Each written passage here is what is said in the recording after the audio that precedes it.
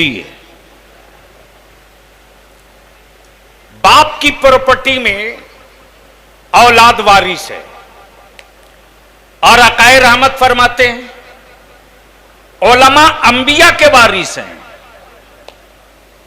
अब सवाल यह है कि प्रॉपर्टी किसकी है, विरासत किसकी है। आकाए रहमत सल्लल्लाहु अलैहि वसल्लम ने कई दीवारें गिरा दी, मुल्क की दीवारें गिर गई, सरहदें खत्म हो गई, जात बिरादरी दफन हो गई, रंगो नस्ल खत्म हो चुका, अरबी अजमी की तारीख क्लोज हो गई। आकाए रहमत ने जब फरमा दिया कि उलमा अंबिया के वारिस हैं, तो विरासत अंबिया की होती है, वारिस उलमाए कराम हुआ करते हैं।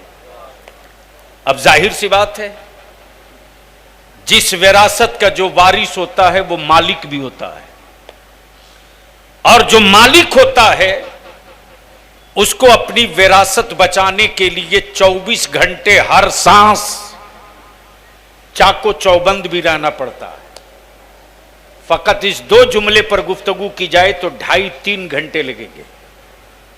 विरासत अंबिया की है, लेकिन वारिस बगदाद में भी है, वारिस अजमेर मोहल्ला में भी है, वारिस कलियर शरीफ में भी है, वारिस समरकंद में भी है, वारिस बरेली शरीफ में भी है, वारिस मैरारा शरीफ में भी है, वारिस के चौचा शरीफ में भी है। गोया विरासत अंबिया की वारिसों की जमात देख लो।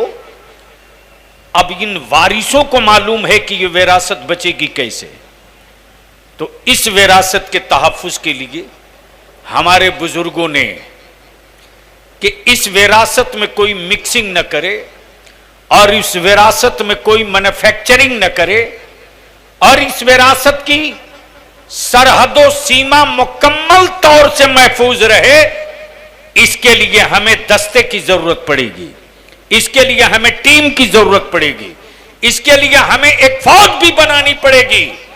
तब उलमाए ज़वील एहतराम ने मदारिस का जाल खोल फैला दिया, और आज जो मदारिस से निकल कर आ रहे हैं, ठीक है बेटा अब्दुल्ला का है, ठीक है पोता अब्दुल रहमान का है, सही है नवासा अब्दुल करीम का है, लेकिन जब तक उलमा ने उसके सर पर जिम्मेदारी और फजीलत की दस्तार नहीं बांधी थी, तब तक वो अपने खानदान का वारिस था। लेकिन जब उसके सर पर अंबिया के वारिस की दस्तार बांध दी गई, तब मुस्तफा के दीन का वारिस है, नबी की शरीयत का वारिस है, रसूलुल्लाह के कानून का वारिस है। अब उस विरासत की हिफाजत के लिए हर उस मंजिल तक जाता है जो वक्त के तकाजे और हालात पुकारते हैं। अल्हम्दुलिल्लाह, अल्लाह का शुक्र है, ये भी सही है कि हम बिलखुसूस मेरी जमात से मुराद अहले सुन्नत वल जमात सुनते ज्यादा हैं, व्हाट्सएप वाली फेसबुक वाली दर्द वाली नहीं सुनते। फजीलतों के लिए बहुत सारे स्टेज होते हैं, होंगे, लेकिन फजीलतें उस वक्त महफूज और मुस्तहकम रहती हैं जब जरूरतें पूरी होती हैं, और जरूरतों की तकमील के लिए इल्म का होना जरूरी है। अल्हम्दुलिल्लाह, किसी के तसव्वुर में था कि दरभंगा के एक गांव में पैदा होने वाला वो आलिम रब्बानी जो सफर करके बरेली शरीफ जाएगा, बरेली शरीफ से क्या रिश्ता और इनका बरेली शरीफ से क्या रिश्ता, ये एक मुकम्मल किताब है। और फिर वहां से अदारे शरिया तशरीफ लाना, और फिर अदारे शरिया से बरेली शरीफ जाना, और फिर बरेली शरीफ से हॉलैंड जाना, जहां न कोई रिश्तेदार अपना है। देख भैया पंखा सनक गया है, बंद कर दो। इसलिए सच्चाई ये है कि जिस नॉर्मल और सादी जिंदगी में बरेली शरीफ से लेकर पूरी जमाते अहले सुन्नत में हुजूर अमीन शरीयत सूफी साहब के नाम से मशहूर थे। अब तो बोल दीजिए सुभान अल्लाह। अरे सुभान अल्लाह बोले से निकाह नहीं टूटेगा। मेरी तरफ देखो, बोलो एक बार सारा मजमा बोल दीजिए।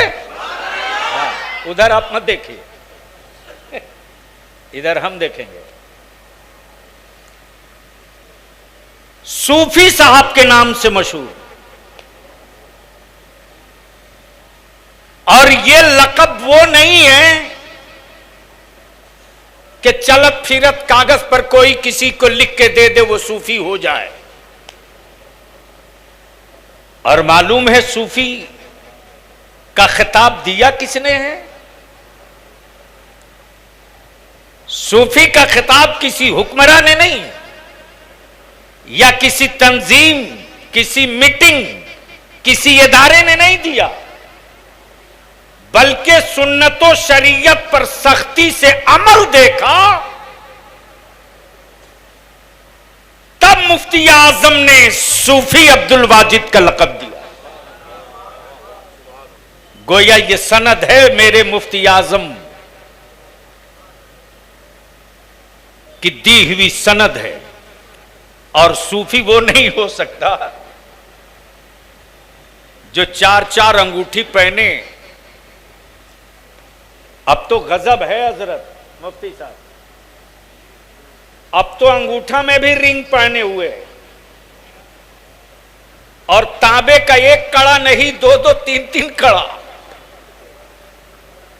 एक तो सामने रहता है, यहां दिखाते रहता है कि हम कड़ा वाले हैं, और उसको चांदी में वो क्या पत्थर उत्थर लगा करके बना के पहनता है, सब वो क्या बोलते हो उसको, अरे लटकते रहता है। चांद बताएगा, चांद, हाँ वो चांद नहीं, वो खुद एक कड़ा पहने हुआ। बाद में हमसे झगड़ा करेगा बंदा मेरा। मेरे भाई, मेरे अजीज, इस वक्त पूरी दुनिया मातम कर रही है, मातम, कि इस्लाम दिखता तो नहीं है लेकिन मिलता हर जगह है। दिखता तो नहीं है लेकिन मिलता हर जगह है। अच्छा, मिलता वही है जो दिखता हो। अब मान लीजिए हमारे बाबू हुजूर के शहजादे तशरीफ लाएं और हमारे इमाम भाई कहें कि बाबू हुजूर आए, आपने देखा नहीं। मैंने कहा नजर तो नहीं पड़ी है, तशरीफ लाएं क्या? जब तक उधर से नारा लगा तो लगा हां नारा बता रहा है, आ गए। वक्त होता तो कुछ तफसील से बयान कर देता। आ गए तो नारों से पता चल गया कि बाबू हुजूर के शहजादे आ गए। इस्लाम आ गया, दिखा किसी को नहीं, लेकिन जैसे ही मस्जिदों के मीनारों से अल्लाह की बड़ाई की सदा बुलंद हुई, वैसे ही कुफ्र के मोहल्ले में मातम होने लगी कि दिखा तो नहीं लेकिन इस्लाम आ गया है। और बहस इसी पर चल रही है। लेकिन जिसको बहस करनी चाहिए कि हमको इसको मजबूत और मुस्तहकम कैसे करना है, वो पूरी कौम लपटी पड़ी है बिरयानी पर, दावत पर, वलीमा पर, निकाह पर, तबीयत से खर्च करने पर। इदारे शरिया की जो तहरीक बेदारी चल रही है वो रुकी नहीं है, इंशाअल्लाह बहुत जल्द होगी। दरभंगे में भी, फिर मधुबनी का भी एक पार्ट है। अल्लाह तबारक व तआला उर्से हुजूर अमीन